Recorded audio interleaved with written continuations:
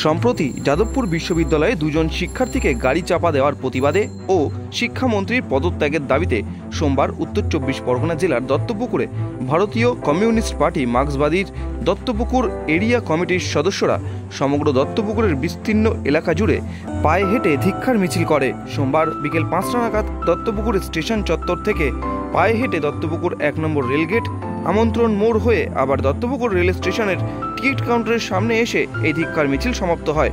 এই দিনের এই ধিক্কার মিছিল প্রসঙ্গে সন্ধ্যে ৬টা নাগাদ সাংবাদিকদের মুখোমুখি হয়ে কি বলেছেন বিক্ষোভকারীরা, আসুন সেটা একবার শুনে নেওয়া যাক।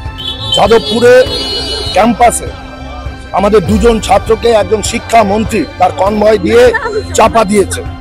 তার বিরুদ্ধে ছাত্র সমাজ আর আমরা যারা মানুষের গণতান্ত্রিক অধিকারকে রক্ষা করার চেষ্টা করি, বামপন্থী পার্টি সিপিআইএম পার্টি, তার জন্য আজকে আমরা এই মিছিল ডাক দিয়েছিলাম।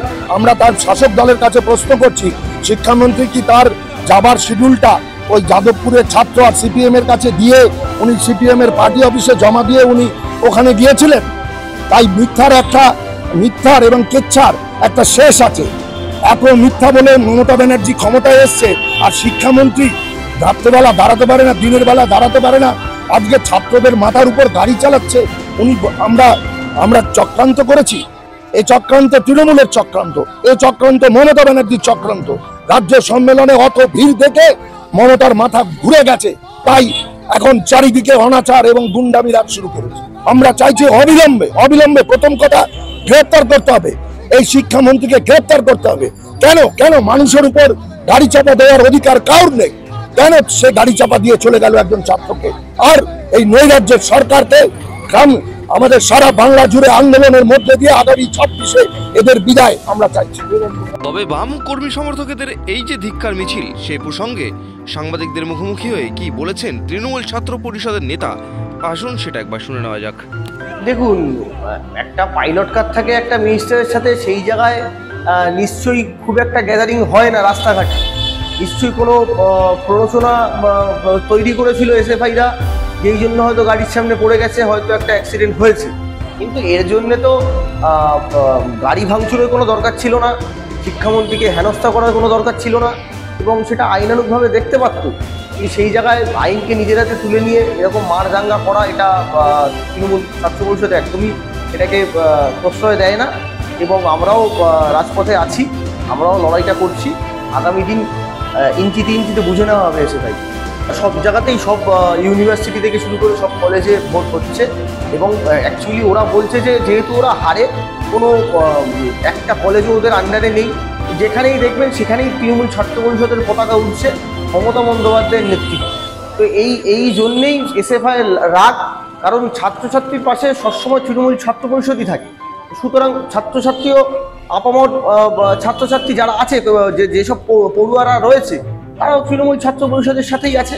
এবং আগামী দিনেও যে নির্বাচন হবে সেটাতে প্রতিটা কলেজে, শুধুমাত্র কোনো একটা কলেজে না, প্রতিটা কলেজে এবং প্রতিটা ইউনিভার্সিটিতে আমরাই আবার বিপুল ব্যবধানে জয়লাভ করব। দেখুন, গ্রেপ্তারের দাবি এগুলো হচ্ছে বাজার গরম করা কথাবার্তা। ঠিক আছে, কোনো সময় একটা ছোট্ট একটা অ্যাক্সিডেন্টের জন্য কোনো সময় কোনো মিনিস্টারকে কোনো স্টেটে আজ অব্দি, আপনি ইতিহাস দেখুন যে কোনো স্টেটে আজ অব্দি অ্যারেস্ট করা হয়নি, এবং সেখানে প্রশাসন থাকে, পাইলট কার থাকে, আরও পুলিশ আধিকারিকরা থাকে, পার্সোনাল অ্যাসিস্ট্যান্টরা থাকে। সেই জায়গায় সবসময় মিনিস্টারের গাড়িটাকে একটা ওয়ে করে দেওয়া হয়।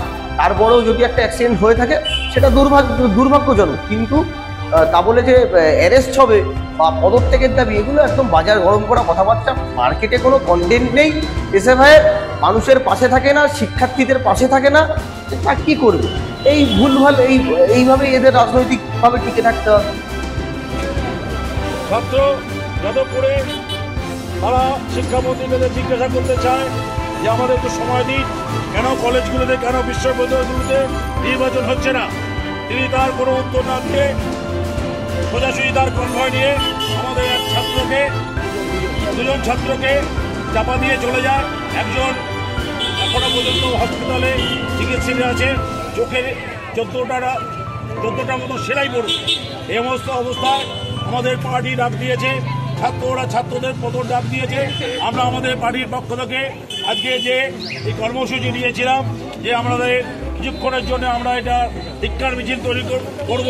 সেই ধিক্কার মিছিল আমাদের শেষ হয়েছে এখানে।